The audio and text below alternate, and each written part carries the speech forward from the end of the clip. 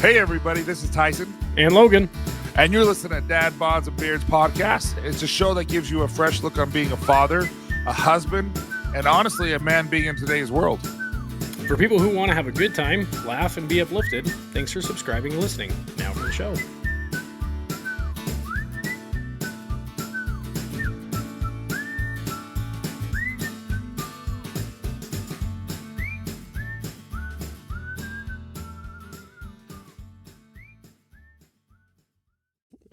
All right. So today for Dad, Bods, and Beards, our friend Dino actually sends me a couple of psychologytoday.com Articles? Links? Yeah, that's what they're called. Plethora of sites. A plethora of information. And today was about positive self-talk and the detriments of negative self-talk. Weird. And I really, really like it. I like the idea of that. I just realized that this is the second topic that we've talked about because of Dino. So we might have to start paying him finder fees for our topics. Well, he sent me 3 more emails that I have pinned to read those articles. I haven't read them yet, but I appreciate that he does that. No, that's one of the ones we did, and it was a good episode. Was talking about and I think this episode is going to be legit. Too legit. No, don't quit. To quit? I don't know. Yeah, I forgot it. But I will say this. Isaac, today we're driving and I'm like, hey, you're going to stop at McDonald's, do anything? And he's like, no. And we're taking him to the doctor because he's been in Paraguay for 2 years, for a mission. Does he know that you're talking about this? Oh yeah, no. Okay. Well, it doesn't matter. As he sits backstage. Yeah. But I go, do you want that? He's like, no. And I'm like, you don't want to go to the doctor, do you? And he's like, what? And I'm like, because you want to keep that worm because you have dad's genetics. Yeah. Just keep that worm that's taking all your nutrients. So yeah, we're going to take him. We're going to do a straight up physical because he's got to have some things in him. Quick tangent side story. In hthis friend of mine, more of an acquaintance. He was going to Mexico. He was a chubby kid too. I was a chubby kid. I've always been a chubby kid. He's like, I'm going to Mexico on a school trip. He's like, I'm going to bottle some stream water because he wanted to get a bug so that he could, a tapeworm so he could lose weight. So nice. He goes, do you want me to bring you some? And I'm like, one, shocked that he's doing that. And 2, I'm kind of like, why of all the people did you come to me and ask me if I want one too? So anyways, the water tasted horrible. Sorry. And you keep just every time you talk. Look at the jawline. Yeah. My riz is out. Yeah. Basically, the worm didn't work, as you guys can all tell. I don't know if I used the riz right. Yeah, I don't know either. I love that this is the segue into what we're talking about, though. And I just did self-deprecating jokes. Did you notice that? Silent burp. Nice.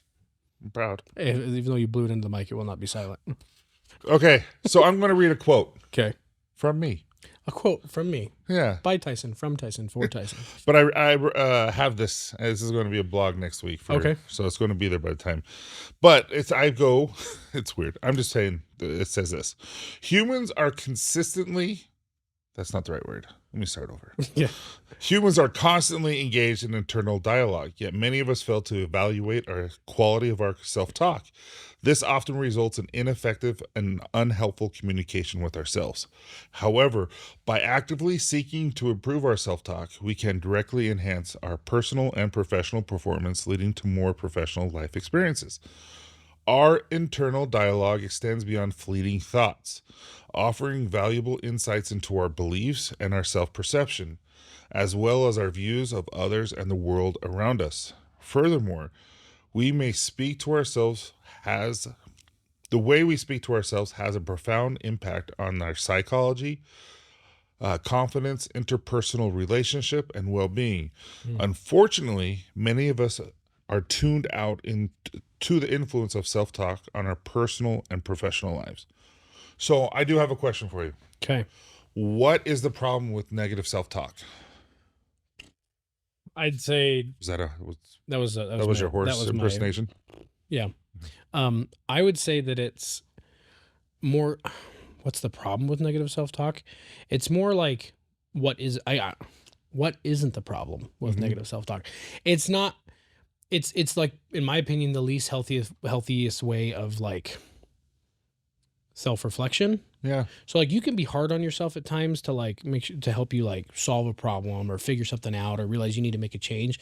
But like constant negative self-talk is just, I think it's so toxic because you know the deepest parts, you know, of you of yourself more than anybody else. So you can hurt yourself more than anybody else. So like I'm kind of being a little bit more reserved because like that one kind of almost cuts deep because of the times that I was Mm. suicidal. And that's not every situation leads to that. You know, not every negative self-talk situation, but when you're in that state of mind or you get close to that state of mind, those, you know, inner thoughts start to cut deeper and deeper and deeper. Yeah. When I think of negative self-talk to myself, which does happen, um, not as much as it used to because I'm really trying. Like you Yeah. really, really are helping me with this, but it's almost like self-fulfilling prophecy. Yeah. So like if I say, oh, it's going to be a bad day, Mm-hmm. then it's going to be a bad day because I've already decided it's going to be a bad day. Yeah. Or, oh, this is going to be a hard day at work. Then it's going to be a hard day at work. Instead of saying being grateful, totally opposite, and say, man, I am grateful I have a job. This is going to be a good day. And then you Yeah. go in with a different mindset because you're telling yourself that it's going to be a good day. Well, And it really, I mean, the self-fulfilling prophecy really is a thing. and then it becomes habitual. So the more you do it and the more you talk about it, the more you train your brain into like finding those thoughts first. And the same is true on negative talk and negative, you know, negative comments, negative emotions, things like that. And it's not easy by any means. I mean, you and I, we've like gleaned so much like gratitude talk just from our time spent with Robert. Mm-hmm. And now it's become a big part of kind of our personalities. We're not perfect with it every single time. Like there's still plenty of times where I'm like, oh, I don't want to do this. I mean, I complain to you all the time about stuff. And one thing I've noticed is that my kids, they're 6 and 8, they pick up on it. Mm-hmm. Like you know, if I come home in a mood or whatever, had a bad day or whatever, and I'll say those things to my wife, or she'll be like, well, what's wrong with you? If I'm not, you know, being upset or snippy, and I'll say, well, I had a bad day. So then I'm just throwing it out there. Like I'm literally setting the mood of like, I've had a bad day. I'm making the announcement. I've had a bad day. It's going to be a bad day. I'm going to be in this mood. And then 2-3 days later, you know, my daughter's in a mood or whatever. I'm like, what's wrong? She's like, I'm having a bad day. And it's like, whoa. Yeah, You they realize listen. so it's not just the negative self-talk and how it affects yourself. It affects your whole inner circle. It affects everybody that is around you. For me as a when you have that negative self-talk, Yeah. when you have that ineffective talk to yourself, Ineffective. I like that. it gives me anxiety. So like if I'm saying, I don't know how I'm going to fix this, I don't know how I'm going to do this, this is the worst, you know, all this kind of stuff, all of a sudden it leads to anxiety and leads to depression. It leads to all these things that you're like, and what is anxiety usually? It's because you have something that you're facing and you don't know, and you're thinking of the future, things that could have happened or Yeah. might happen, what ifs that are in a negative light that creates that anxiety. And in my mind, I'm just like, it's totally opposite. Like with Yeah. Dad, Bods, and Beards, when we created the website, like I just knew we couldn't get it perfect. Like I'm like, let's launch now. Let's get it done. And we will continue running and testing, and just eventually it's just going to be good. Yeah. And Copper John's did not start good. Yeah. Like our website was horrible. And then to me it's a lot better, but it's still struggling. And I still have a lot of things to do. But see, that's your perception of it. Yeah. Because it's your baby and you want it to be perfect because you want to offer something perfect out into the world, right? But the same thing of like you and I were like, you know, anxious about the website or whatever, and you spent freaking all day long on it. And the first thing in the morning, we get a text from somebody, my sister, and she's like, "You guys, this is amazing!" Like her outside perspective, never seeing it before, and watching. You know, she was kind of there when we started sprouting the ideas of the merch line and stuff like this. And so to get that outside perspective when maybe you're being a little bit more critical of it because you're the one that spent all day long on it, and then she's like, "Oh my gosh, this is amazing, guys! I'm so happy for you. You know, congratulations, yada yada yada." So it is all about perception sometimes too. Well, and then also I've got a lot of comments. Really, I've probably gotten 4 or 5 messages about how they like how simplistic it is, because Yeah, it dude. makes it easy for them to find what they want and just get it. Simplicity is big right now. I Yeah, really enjoy so that. I think, well, maybe it's good. But what I mean though is I had so much anxiety. Like every time I come out with a new product, yesterday when I did my live, we were talking about how I get anxiety because, like, for instance, when you introduced the revitalizing hair serum or something like that, I get stressed Yeah. because I'm like, what if they don't like it? What if this? What if? And Uh-huh. then Candace or you will say, what if they do like it? Hmm. Like I need to, like, there's times in my life where I definitely have that ineffective talk, Yeah. and so it does create anxiety in my mind. And so the negativity, the negative self-talk, the ineffective self-talk really does create havoc in your Sure. personal well-being. Hmm. I like that you're calling it ineffective talk. Like that's a different take on it, but it like makes perfect sense. Yeah. All right, so I will put this right here. Let me do this quote real quick. Many of us are overly critical of ourselves. While self-reflection, maintaining high standards are often helpful for healthy practices, we can go overboard and unfairly punish ourselves verbally when things don't go well or unplanned or as planned. So basically what I'm saying here is that self-reflection and knowing our things that we're lacking. Yeah. Like, hey, I just said something to producer Tommy that I instantly regretted. Yeah. Yeah. You know what I mean? Yeah. And I'm now like shooting myself like literally.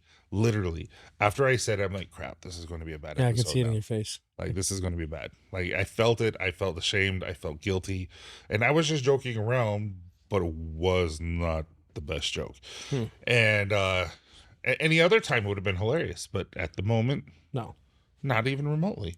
And so, with that being said, I had that for 5-10 minutes. I'm like, we're talking about negative self talk, and I was doing You're it saying, myself. yeah. Well, I mean, well, that's because we're all, I mean, But it's good to self reflect. It's good to have all that opinions, not the self reflect yeah. and know where you're going wrong. But it's not okay to keep beating yourself Yeah. up. Yeah. Well, I mean, that's the, like I was saying, kind of, it's kind of a sore spot because that's literally what I used to do 24/7 when I was undiagnosed, unmedicated, like unhinged, on everything.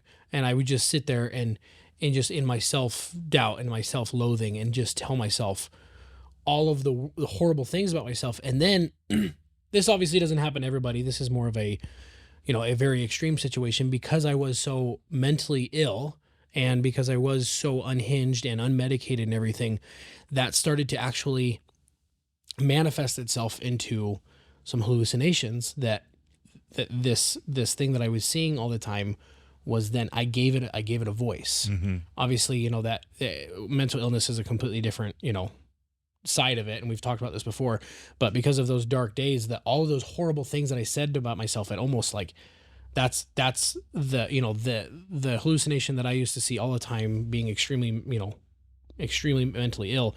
It was telling me all the worst parts about myself, and it was just this out of body experience of like to hear that, but knowing now, because in the moment it felt very real to me. Mm-hmm. I mean, I can still remember the sound of his voice. I can still remember what they look like. It's very creepy, but knowing now that it was all in my head, and that it was all, just that negative self-talk and that negative self-outlook, like manifested, like almost like it created this whole persona.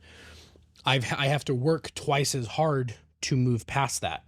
I have to work twice as hard to tell myself that no, I am worthy of living. I am worthy of love. I am worthy of life. I am worthy of experiencing, everything that I've experienced, and I am, I'm worthy of just moving on, because that's the biggest problem I think with self, negative talk and is you tell yourself you're not worthy of this. You tell yourself that you don't deserve this.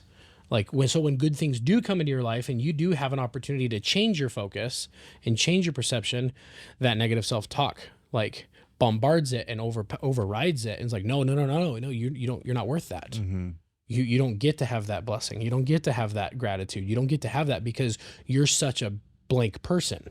You're such a, this is your problem. So it's just this perpetual like erosion of your self-confidence because you've spent so long talking down about yourself that it just never gets any better. And so you have to kind of find that way to get out of it.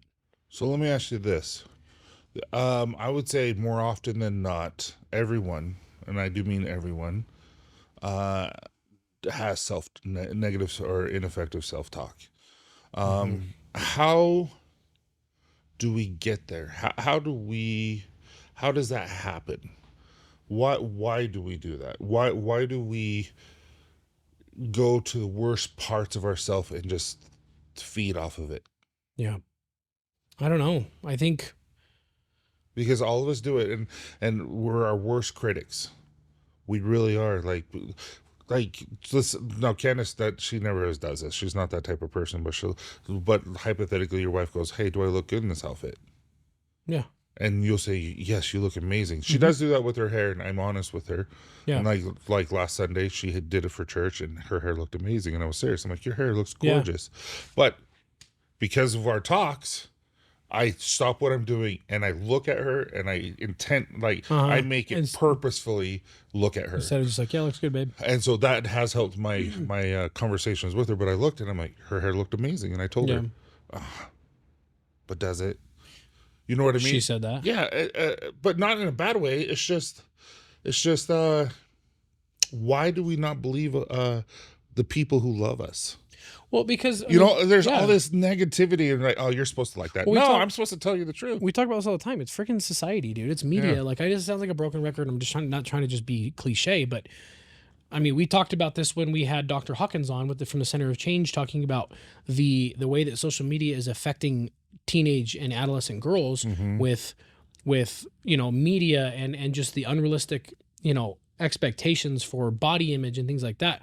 And it may not be as intense, as it is on teenage girls and other things, but like we as adults, men, women, whatever, we still get bombarded with what society expects as like perfection or what looks good or whatever. I just told you the other day, this is like a super big insecurity of mine. And I was texting Tommy's brother, John, who by the way, it's my insecurity too. I know it is. And that's why I think that you and I vibe so well. Yeah. But so Tommy's brother, John, he is one of the owners and founders of Here Brotherhood, which we'll tag them in this episode there. It's an amazing organization. And because of my relationship with John, I've been opened up to so many different possibilities. We met Tommy. I've met a couple other buddies now, and a bunch of amazing opportunities are starting to pop up. I went to this kind of men's gather, kind of suffer together event where we did like a sauna and then instant ice bath. And it was just the cycle of sauna, ice bath or whatever. And it was like a networking event. It was awesome. And now you have a cold. But all of it's like a men's wellness thing. And I'm realizing that like a lot of these guys have been doing this for a long time. They've been kind of focusing on mental health, physical health, spiritual health, all of these things. And a lot of them are in very good shape. And I was not. I was the only guy there that was like significantly like out of shape. And I said to John before he got there, because I'm looking at all these guys that like, they obviously take very good care of themselves in a lot of different ways. I said to him, I texted him, I was like, in all of the things I am extremely overconfident in, being shirtless in a group of very fit guys is not. So in my major anxiety, I wore a swim shirt to sit in the sauna and sit in the ice bath. And to these guys, like benefit or whatever, not a single one said a word about me wearing a shirt. Not a single one noticed anything like that, made me feel any weird or whatever. And then a little bit later, I ended up taking off my shirt because I'm realizing like it was like dunking in water and coming up with this big heavy shirt. But I'm like sitting there telling myself like, oh my gosh, this is, yada, yada, yada. This makes me feel like this. I'm sitting there negative self-talk over and over and over. But then I called you later and I was talking about it. And I'm like, man, how many times do we see a big dude on social media who's very confident and has no self-confidence issues about taking his shirt off? And like, I don't sit there and think like, oh, that looks gross, or he shouldn't do that. He should be ashamed. Can I make a goal for us? What, to do a shirtless episode? Oh, no. No. That one's going to be on the Patreon subscribers only. We'll just have to wear man bras. No. No. You know how one of my goals is to do like a Dad Bods, Copper Johns type of event where we Yeah. go on a cruise with everyone Yeah. and do a show Hey, there. you're all about cruises. Dude, I love cruises, and Yeah. I know you have flassophobia, but It's it's a thing. thalassophobia. But but what'd be really fun is in one of the pools, like we have a belly flop contest or something, all that kind of stuff. That'd be cool. But a goal for me and you, crop top, booty shorts, and just let it hang out. Yeah. And Just then let the belly fall. just be proud of what we have.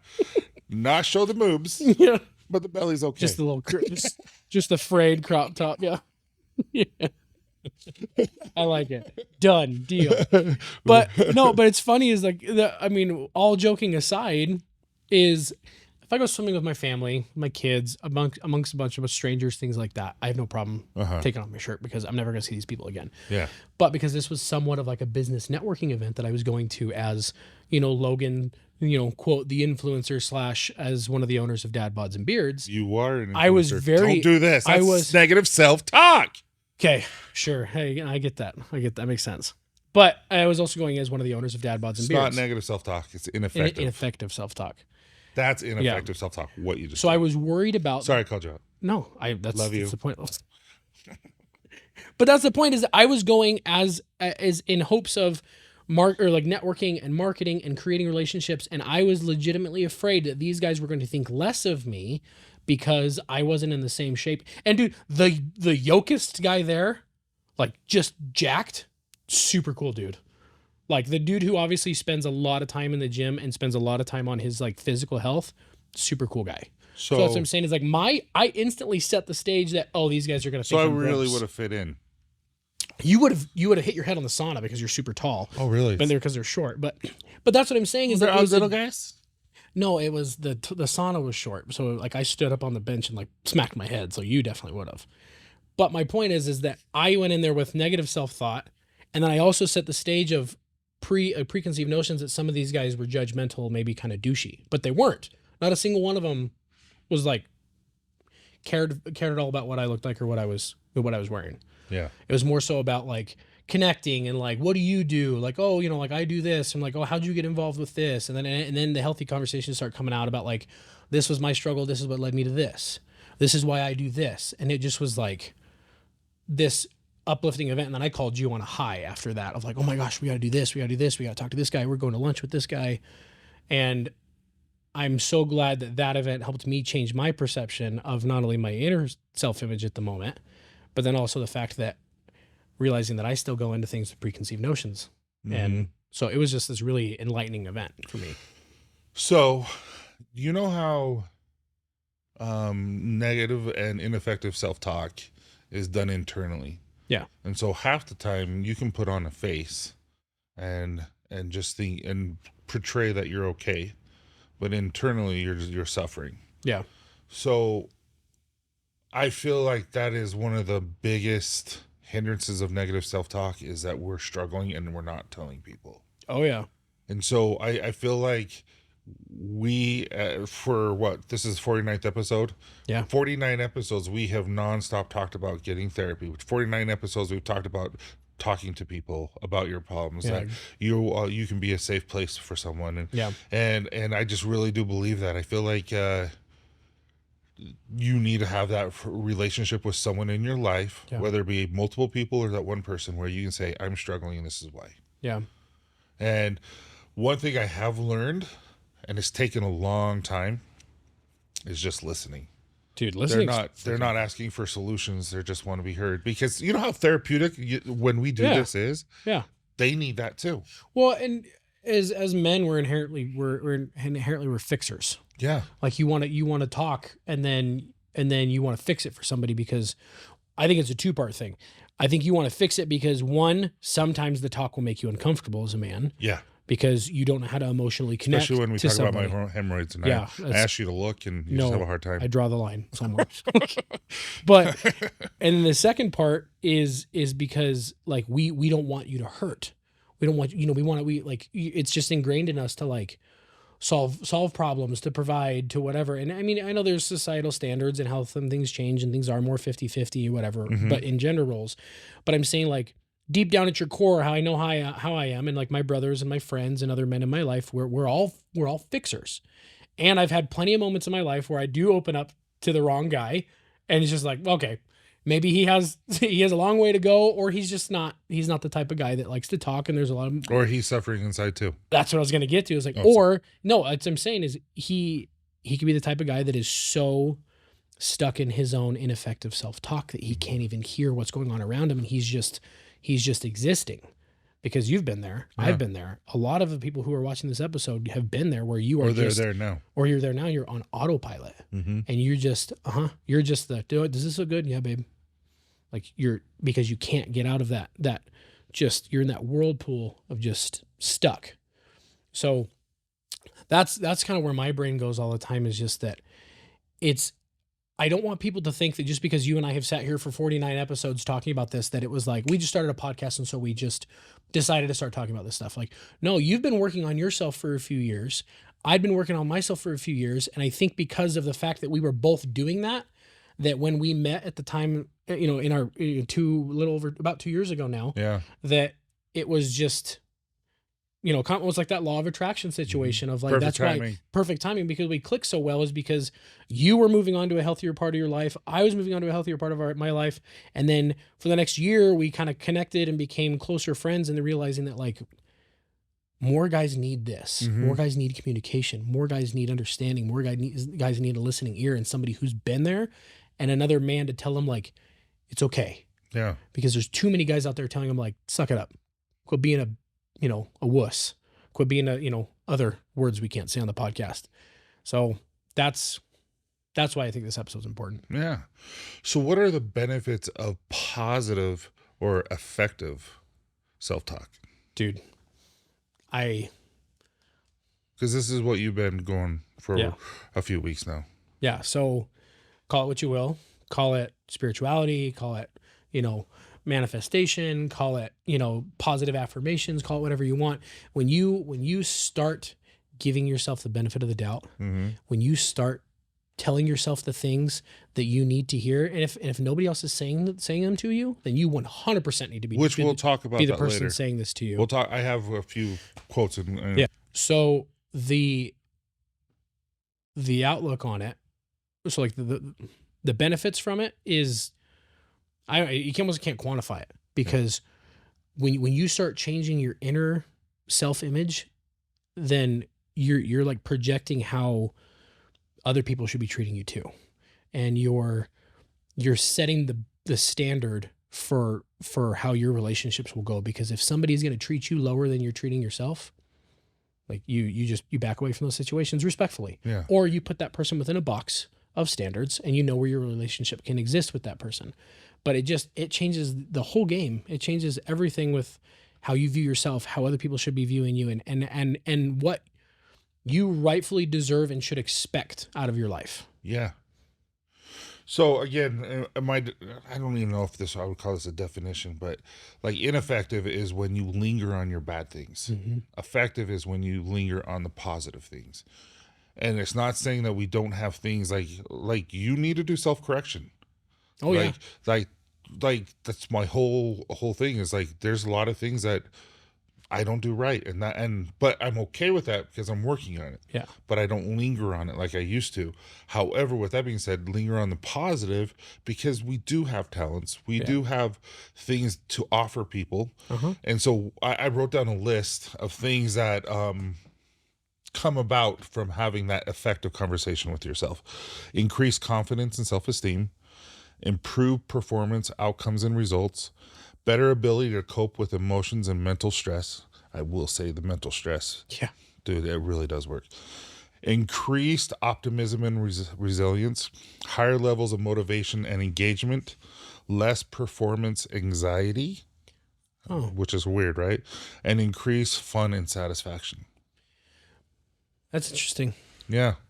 And it's all, and in my mind, it's effective conversation with yourself is not only looking at your positive traits and saying, yeah, I am good at this. Yeah. Yeah, I am. Like, you know how long I told myself I was bad at doing individual by myself solo lives on my channel? Oh yeah.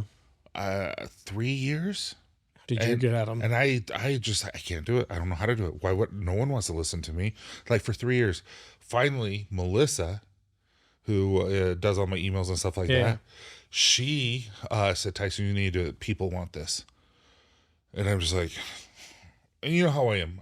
I really do try to do what's best and try to help people. And I'm like, okay, so we tried it once and I loved it. Yeah. And I'm like, I can do this. This is good. And so for 3 years of negative self-talk about that, I didn't do it. Mm-hmm. And it limited me. And so, now because of that, I do have increased fun and satisfaction when I do this. I look forward to doing it. It's weird. Yeah. But I really enjoy it. Like this, I enjoy doing this with you. Yeah. Dude, do you know how many, and sometimes the negative self-talk and the negative self-image comes because of something that somebody said to us. Uh-huh. It you know, develops because of other people's opinions. And while sometimes critical opinions from people that really truly care about us and really want to see us win are important. Uh-huh. Do you know how many people laughed at the idea of you and I starting a podcast? Because you know how I'm an insanely big oversharer. I tell everybody everything. And I'm still learning to be reserved. And there are some people that really cared about that were like, okay, like, sure, everybody has a podcast. Uh-huh. Okay, well, we're getting close to episode 50. A lot of them die after episode 10. And it's because I think the passion is here, the drive is here, and the response is here.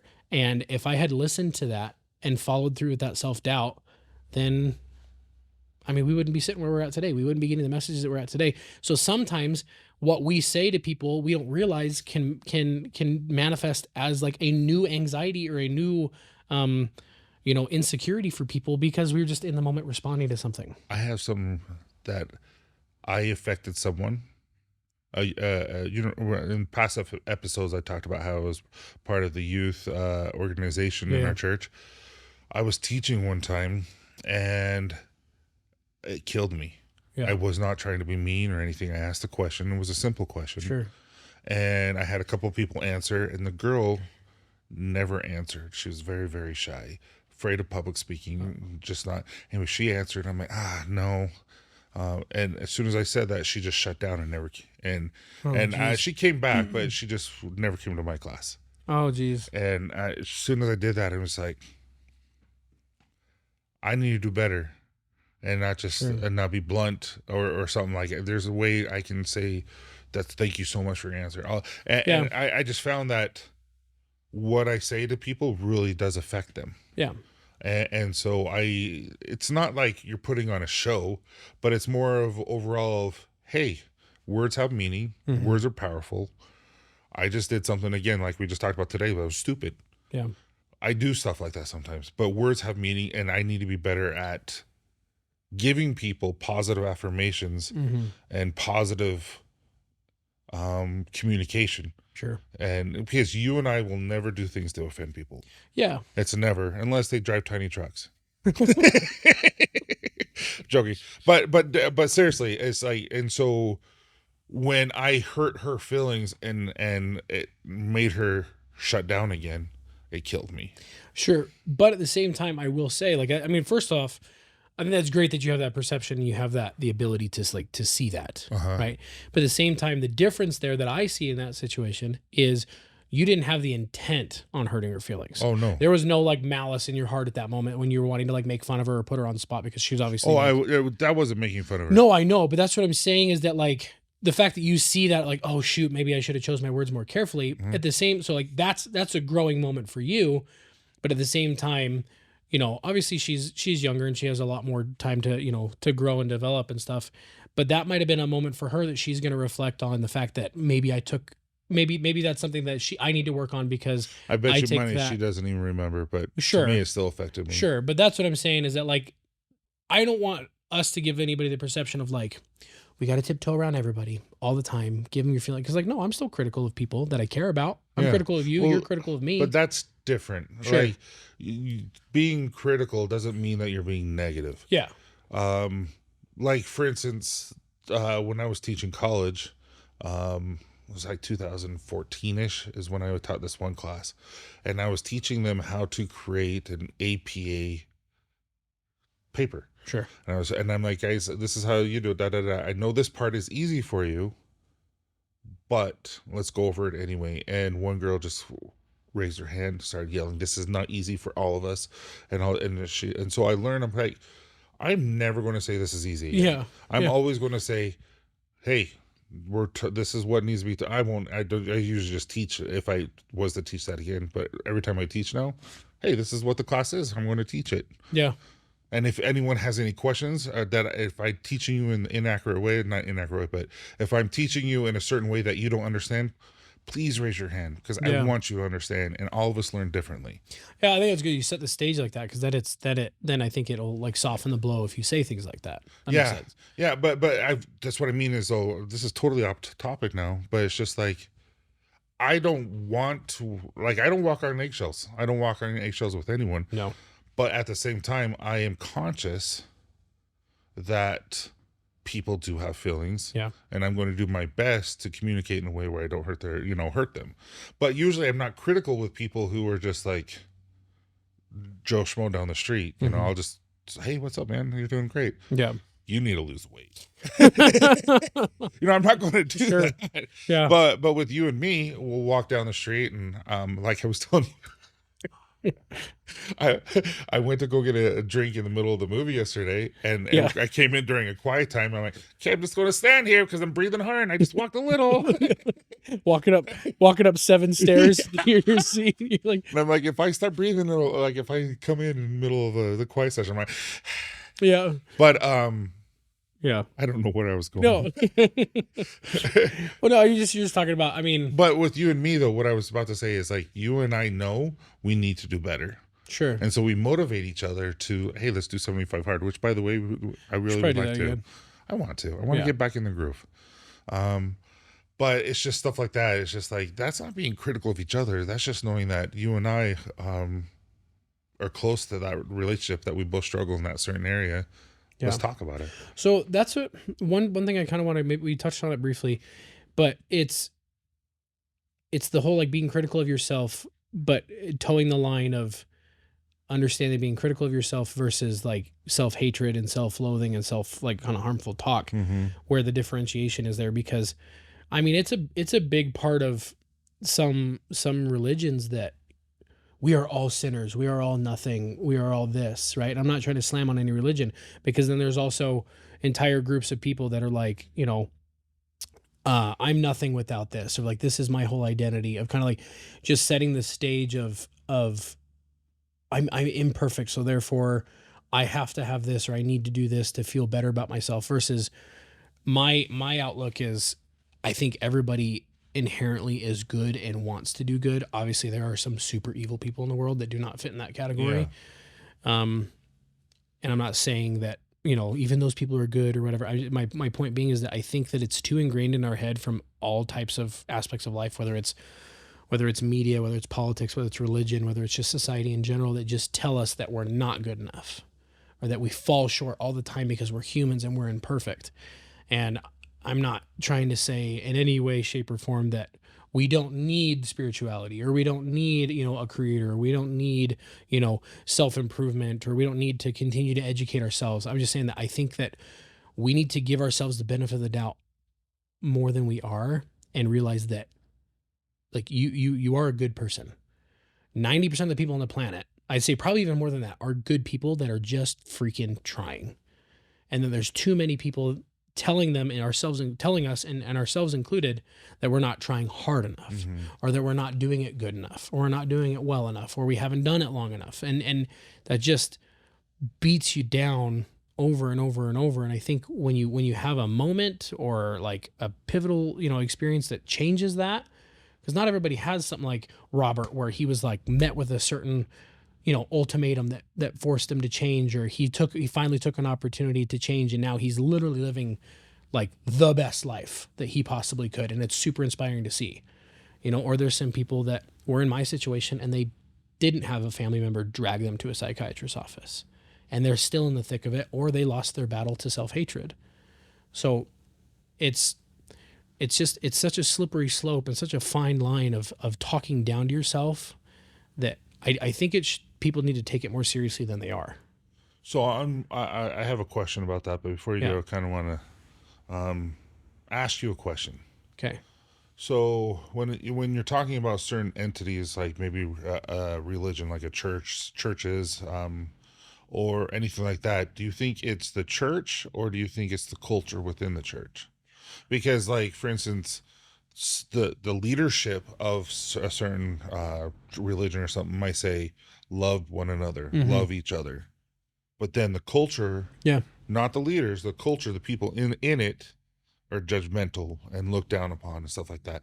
So is it really the church's problem? Yeah.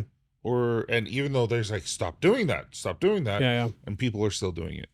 I think that Because that's that's because we talked about this, like how do we combat negative self-talk? How do we combat the hatred we have on ourselves, and therefore we push it out towards other people? I think that's where it comes back to, for me, it comes back to who has the right to tell you anything about your life or how you should view yourself other I like that. than you.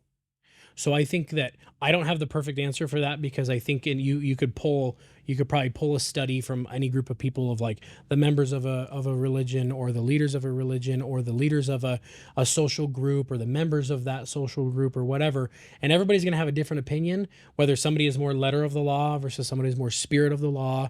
And the basis of every religion, I think at its core, is love and understanding and acceptance and a returning to a creator, right? Yeah. But I think inherently it's a game of telephone.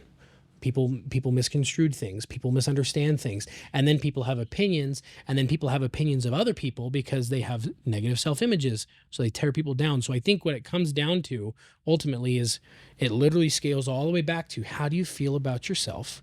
Because as soon as you feel good about yourself, or you feel like you're giving yourselves the permission to accept a win and feel confident about it, and feel that you don't worry so much about other people's perceptions of you, or whether somebody thinks that you're a good person or not. I'm not going to lie, like I absolutely loved what you just said, because we were taught a certain way. We evolve as people, as individuals, and if you know in your heart of hearts that you are a good person, Yeah. you are doing your best. I make mistakes every day. Yeah. Like some are noticeable, some are like, "Oh, it's dumb," that type of thing. But I make mistakes every day, but I know my intent was there. I Mhm. know that I'm doing my best. And that's the effective talk, is Yeah. where hey, you're doing it. You got this. Yes, you made mistakes. Guess what? You're going to learn from them. Don't stew on them. Sure. Don't but say, hey, this is how I'm going to correct it. I won't do that again, and then move on. And so, with, again, just because I did this, I said something insensitive to Tommy. I will never do that again. Sure. I apologized to him. I stewed on it for a good 5-10 minutes, and then I moved on. Yeah. Because there's nothing else I can do, because I did everything to reconcile and all that. Yeah. But now I know what to do. Now, hey, guess what? I'm a funny dude. Yeah. Just not at that moment. Yeah. But anyway, so what are some strategies to combat negative self-thought? I know we're going to have to make this a two-parter. All right.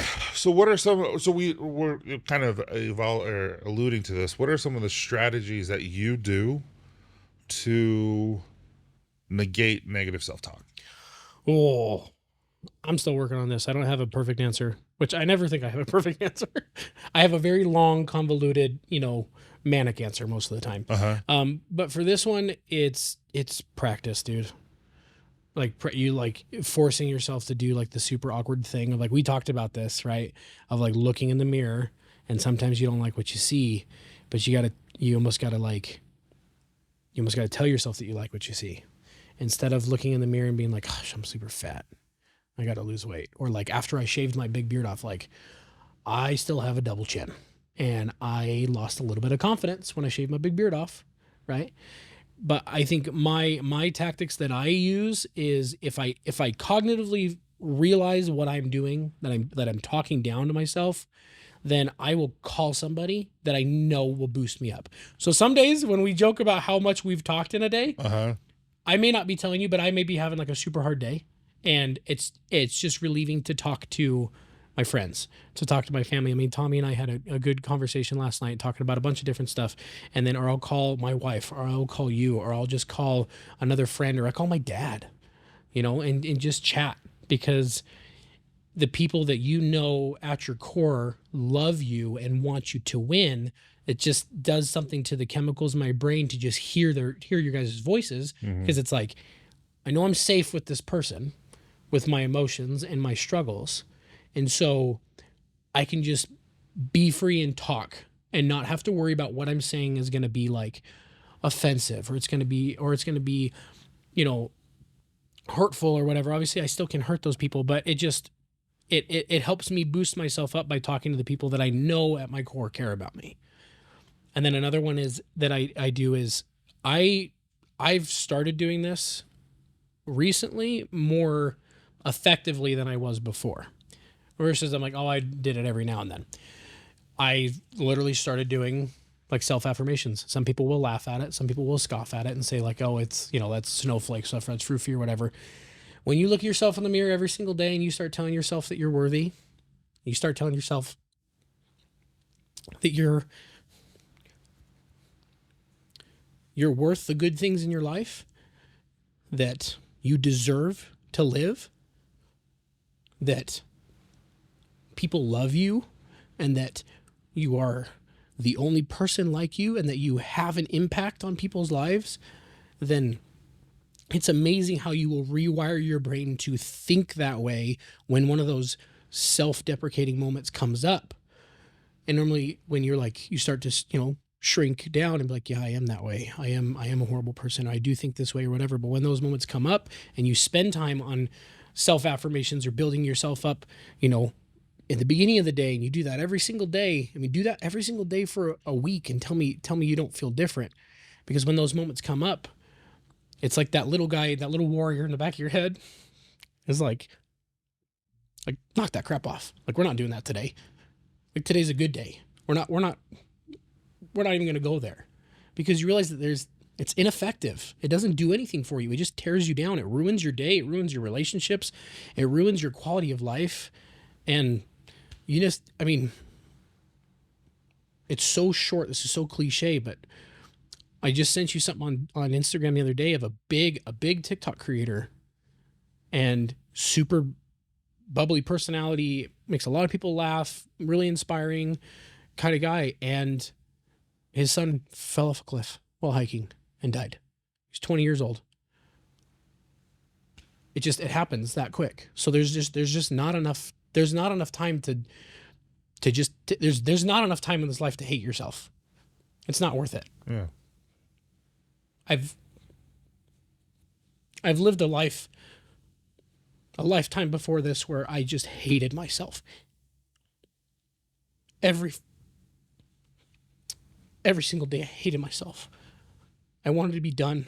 I wrote suicide letters. I hated myself for who I was to the people that I cared about and what I was doing to them. And the road that it took to get to where I'm at today sucked hard, but it's necessary, because I wish I could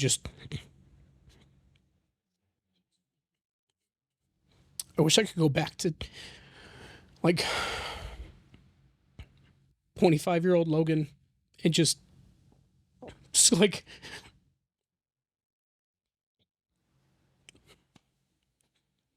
scoop him up.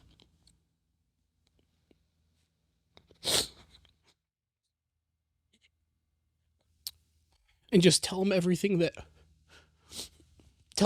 I feel about myself today.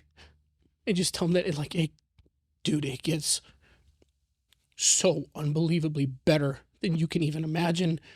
But it has to start with you.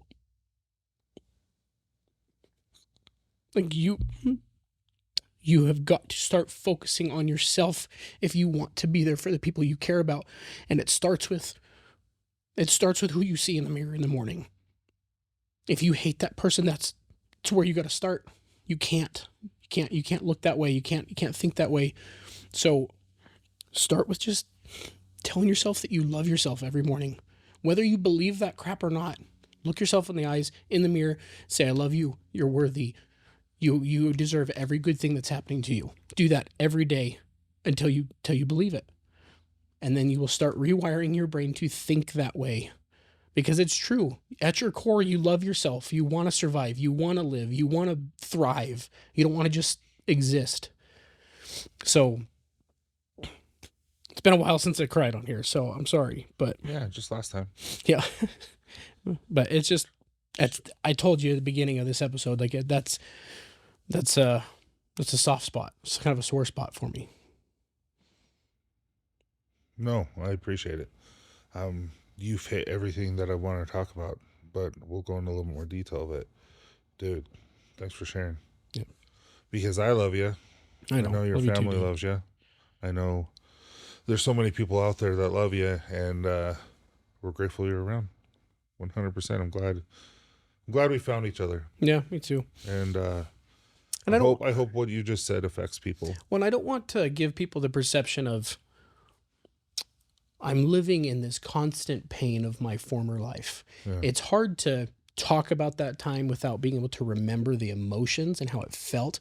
I don't think that way anymore. Yeah. But I don't close off those emotions. Like I still let myself feel that as maybe like a remembrance situation. So I don't want anyone to sit here and think that I'm like so soft and that I'm this pity party about this stuff of like, oh, my life. It was this before. It's more of a like, I let myself feel that in remembrance of that because it makes today that much more rich. Yeah. Does that make sense? Yeah, you don't dwell on it, but Yeah. you allow it to happen. So it's hard to move from that because I that was know, just sorry. so good. No, don't be. That was amazing. But one of the things is inspecting your thoughts. Meaning words are powerful. We talked about this. Words are powerful. Yeah. I mean, our brain is a supercomputer and we tell it to do something, even internally, it's going to do it. Yeah. And so we really need to take time to inspect ourselves. And so I have 4 different things. The way to do it is viewing a situation in extreme terms, meaning if they cancel or if this doesn't work, then why do I even do this? Yeah. Like thinking in extremes really does hinder you. And then secondly is jumping to the worst case scenario, which that's me. Dude, That is we're me. all guilty of that. Yeah. It's like, I bet we're all going to get fired or no one's going to like this or. Well, but those are based a lot of times in reality of past experiences. So like you do that so that you aren't let down as much Yeah. when it turns out to be slightly better. Like that's my experience with it, right? Like when you have like experiences of things just being bad for so long and then Well, that's the self-fulfilling prophecy that we're talking about. It's like, this is it. This is how it always is. And therefore it's always going to be that way. kind of the Eeyore outlook on life. Like, hey, poo. But see, if you change it and you change, like, let's say you did get fired. That doesn't mean you're going to get fired next time. Yeah. Be grateful you have that job. Be grateful that you have the ability to perform that job. And eventually that negative self-talk or ineffective talk, like, oh, I'm going to get fired if I don't do this. You're not going to get fired if you don't do this. And then the next one is taking an isolated experience and generalizing it too broadly. They never take me seriously, like that type of thing. Oh. They don't like me. And yeah, you said something stupid or something like that, but they love you.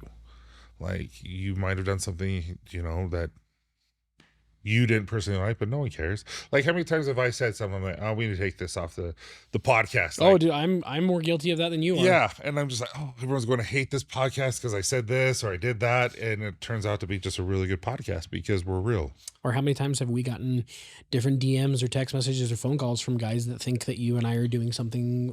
Oh, you shouldn't be doing that. You shouldn't be doing that or whatever. And it's just like, oh, really? Because it's working. Yeah. Well, So- like you and I have talked about, is like there are always going to be people with hate. Yeah. And it's usually because they hate themselves and they hate the situation. It's a harsh reality, and it's kind of hard to say that, but it's true. Is most of the time the most critical people that are tearing you down is because they're like we talked about before, they're existing or they're putting on the mask to let everybody know that they're okay. But my thought to that, and I know we're wrapping up here in a few minutes, is just that, like, try the other side. Yeah. Try to talk to somebody. You're going to get burnt. You're going to get burnt talking to people because you're going to find the wrong people sometimes. But when you find the right people, you almost are, kind of living this life of like, how was I ever existing before this? Because we are like human beings. We want to connect. Like, we're social people. We're emotional creatures. We like need and crave and thrive on the emotional connection of other people. And it's not just the happy emotions that you need to connect with people on. You need to connect on the sadness. You need to connect on the grief. You need to connect on the pain, so that you have that like solidarity when you're experiencing that you can go to your tribe. Like, you can go to your people and be like, I need you right now. Yeah.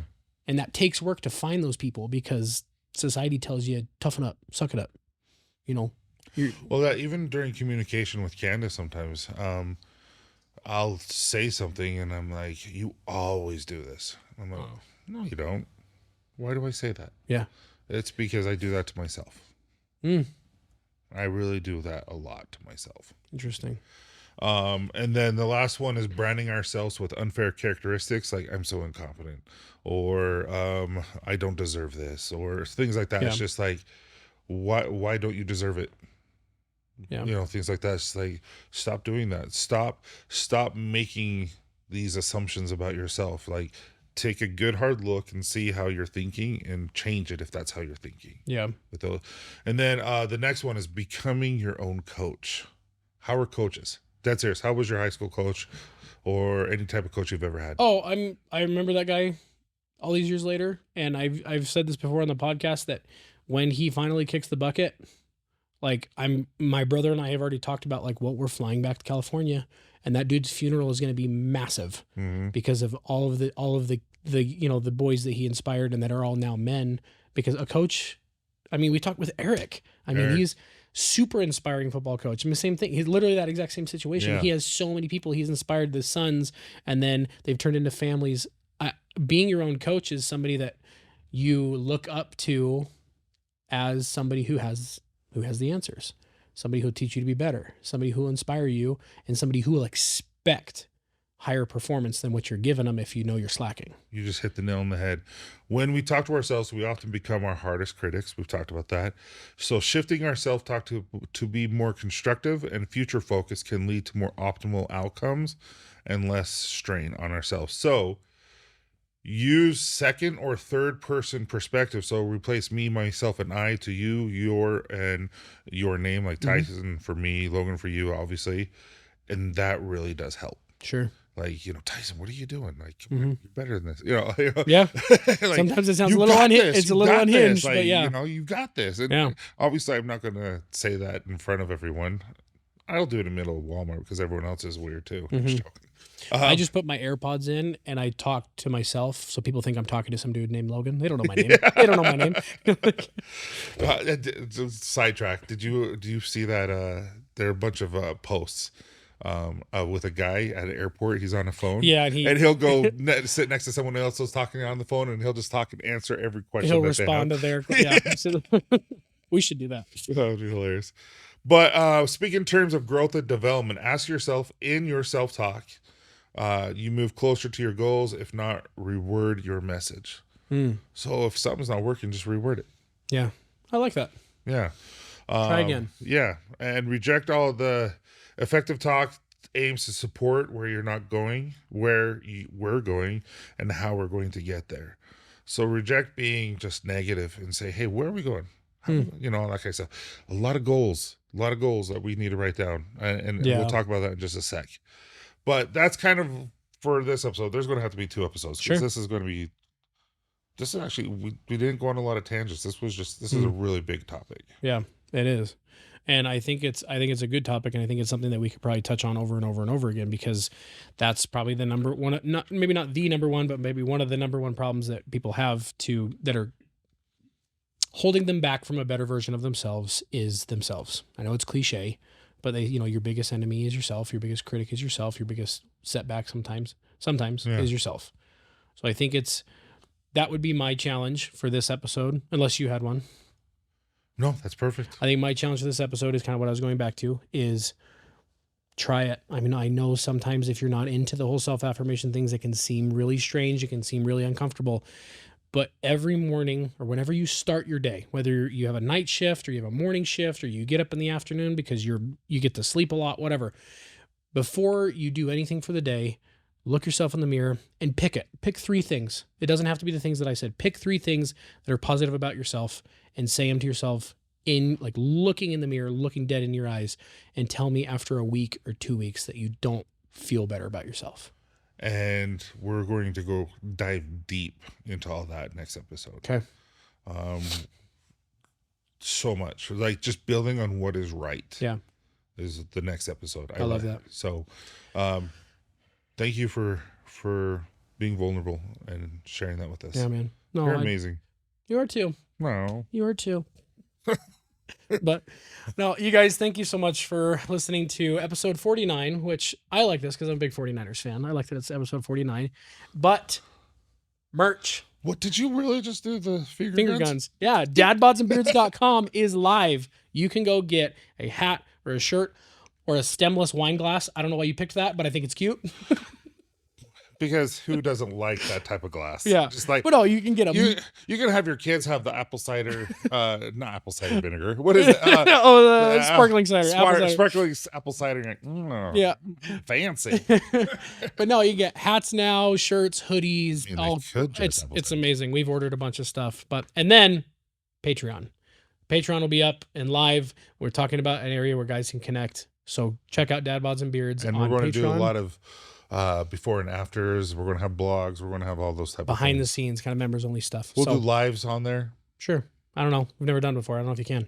But anyways, thank you guys so much for listening. Love you guys. Be kind to yourself. Be kind to other people, but also be kind to yourself. Remember who you are and what you stand for. Truth, justice, the American way. That's such a Tyson comment. Peace.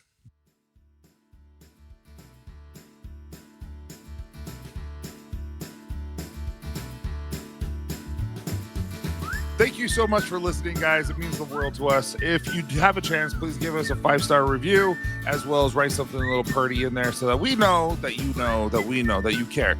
Anyway, have a great day, guys. I can't do it. Dude, that was good. I like that. You can't redo it without laughing. That was good.